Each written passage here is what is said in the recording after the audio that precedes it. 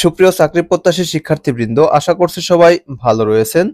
তো 472 পদে বাংলাদেশ পরিসংখ্যান ব্যুরো অর্থাৎ বিবিএসএ একটি নিয়োগ বিজ্ঞপ্তি প্রকাশ করা হয়েছে। তো এখানে বেতন স্কেল রয়েছে 12 থেকে 16, অর্থাৎ 12 থেকে 16তম গ্রেডে আপনারা আবেদন করতে পারবেন। তো আবেদনের শেষ তারিখ রয়েছে 5 এপ্রিল 2025 খ্রিস্টাব্দ, অর্থাৎ 5 এপ্রিল পর্যন্ত আপনারা আবেদন করতে পারবেন। তো নিয়োগ বিজ্ঞপ্তি প্রতিষ্ঠান রয়েছে বাংলাদেশ পরিসংখ্যান ব্যুরো অর্থাৎ বিবিএস। পদের সংখ্যা রয়েছে, পদের নাম রয়েছে বিভিন্ন পদ। পদসংখ্যা রয়েছে 472টি। আবেদন শুরু হবে 16 মার্চ 2025 খ্রিস্টাব্দ। আবেদনটি অনলাইনে করতে হবে, লিঙ্কটি ডেসক্রিপশনে দিয়ে দিব, জাস্ট লিঙ্কে ক্লিক করে আপনারা আবেদন করতে পারবেন। তো চলুন পুরো সার্কুলারটি দেখে নেই। তো এখানে 2টি সার্কুলার প্রকাশ করেছে, 2টি সার্কুলারে আপনারা আবেদন করতে পারবেন। তো চলুন দেখে নেই কি কি পদ রয়েছে এবং কি কি যোগ্যতা আপনারা আবেদন করতে পারবেন। গণপ্রজাতন্ত্রী বাংলাদেশ সরকার, বাংলাদেশ পরিসংখ্যান ব্যুরো। তো এই সার্কুলারটি প্রকাশ করেছে 12 মার্চ 2025 খ্রিস্টাব্দ। নিয়োগ বিজ্ঞপ্তি, বাংলাদেশ পরিসংখ্যান ব্যুরো রাজস্ব খাতভুক্ত নিম্নবর্ণিত শূন্য পদ সমূহের বিপরীতে সরাসরি নিয়োগের লক্ষ্যে বাংলাদেশের প্রকৃত নাগরিকদের নিকট হতে অনলাইনে নির্ধারিত ফর্মে অর্থাৎ একটি লিঙ্ক রয়েছে, এই লিঙ্কে প্রবেশ করলে আপনারা নির্ধারিত ফর্ম পাবেন। তো নিম্নলিখিত শর্তে নির্ধারিত সময়ের মধ্যে আবেদনপত্র আহ্বান করা যাচ্ছে। অনলাইন ব্যতীত কোনো মাধ্যমে প্রেরিত আবেদন গ্রহণ করা হবে না, অর্থাৎ অনলাইনে সম্পূর্ণ আবেদন সম্পূর্ণ করতে হবে। তো শুরুতে রয়েছে সিনিয়র নকশাবিদ, এটা 12তম গ্রেডের জব এবং বেতন ধরা হয়েছে 11,300 থেকে শুরু করে 27,300 টাকা পর্যন্ত। পদসংখ্যা রয়েছে 4টি। এক্ষেত্রে কোনো স্বীকৃত বিশ্ববিদ্যালয় হতে ভূগোল অথবা ভূগোল ও পরিবেশ বিজ্ঞান বিষয়ে স্নাতক সম্পন্ন হতে হবে। এরপর রয়েছে পরিসংখ্যান সহকারী, এটা 13তম গ্রেডের জব। বেতন ধরা হয়েছে 11,000 থেকে শুরু করে 26,590 টাকা পর্যন্ত। পদ রয়েছে 85টি। এক্ষেত্রে কোনো স্বীকৃত বিশ্ববিদ্যালয় হতে পরিসংখ্যান, অর্থনীতি ও গণিত বিষয়ে স্নাতক সম্পন্ন হতে হবে।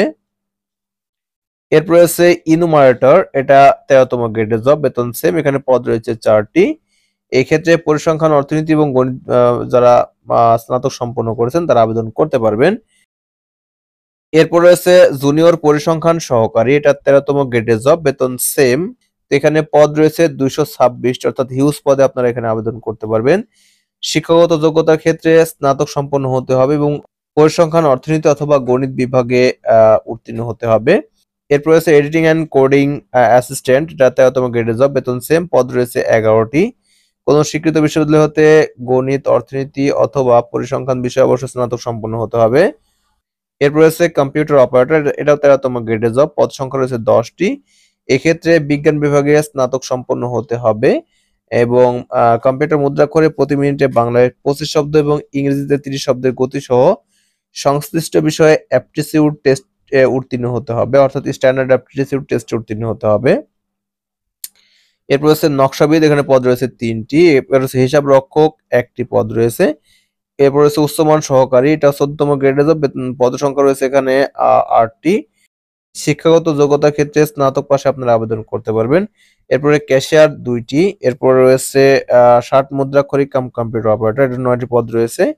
এক্ষেত্রে আপনারা এইচএসসি পাশে আবেদন করতে পারবেন এবং কম্পিউটার বিষয়ে অবশ্যই, কম্পিউটারের তৎসংলগ্ন বিষয়ে অবশ্যই এক্সপার্ট হতে হবে। এরপর রয়েছে জুনিয়র নকশাবিদ, 9টি পদ রয়েছে। এরপরে কম্পোজিটর, এটা রয়েছে 4টি পদ। এরপর হচ্ছে স্টোর কিপার, এখানে রয়েছে 1টি পদ। এরপর রয়েছে ডাটা এন্ট্রি অপারেটর, এটা রয়েছে 42টি পদ।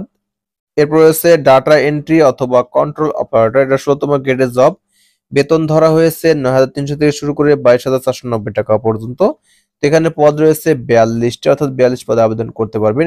এক্ষেত্রে আপনারা এইচএসসি পাশে আবেদন করতে পারবেন এবং কম্পিউটার মুদ্রাক্ষরে প্রতি মিনিটে বাংলা 20 শব্দ এবং ইংরেজিতে 20 শব্দ টাইপ করতে জানতে হবে এবং কম্পিউটার বিষয় অর্থাৎ স্ট্যান্ডার্ড অ্যাপটিটিউড টেস্টের মাধ্যমে উত্তীর্ণ হতে হবে। এরপর রয়েছে ডুয়েল ডাটা অপারেটর, এটা 16তম গ্রেডের জব, এখানে পদ রয়েছে 12টি। এইচএসসি পাশে আপনারা আবেদন করতে পারবেন এবং কম্পিউটার অবশ্যই স্ট্যান্ডার্ড অ্যাপটিটিউড টেস্টে উত্তীর্ণ হতে হবে। এবার হচ্ছে কম্পিউটার মুদ্রাক্ষরিক, এখানে রয়েছে 10টি পদ।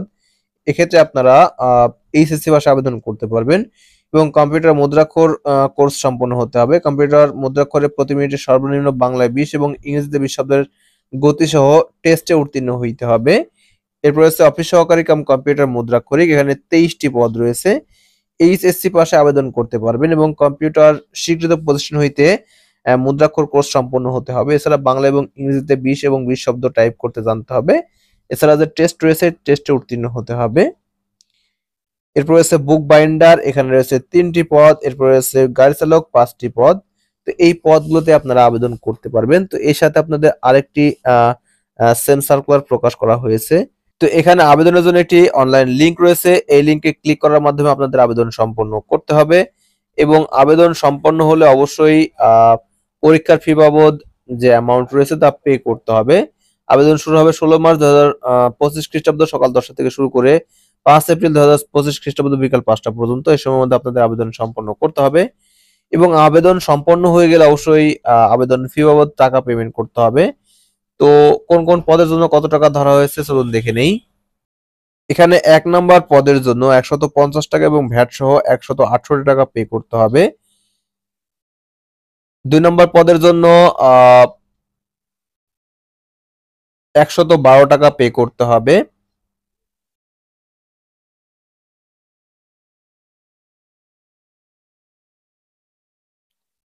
এক্ষেত্রে ক্ষুদ্র নিগোষ্ঠী, শারীরিক প্রতিবন্ধী অথবা তৃতীয় লিঙ্গ হলে তাদের 50 টাকা ফি পে করতে হবে। তো এই ছিল ভিডিও। আশা করছি সম্পূর্ণ ভিডিও বুঝতে পেরেছেন। তো ভিডিওটি প্রথম থেকে শেষ পর্যন্ত দেখার জন্য অসংখ্য ধন্যবাদ। Thanks for watching this video. Thank you.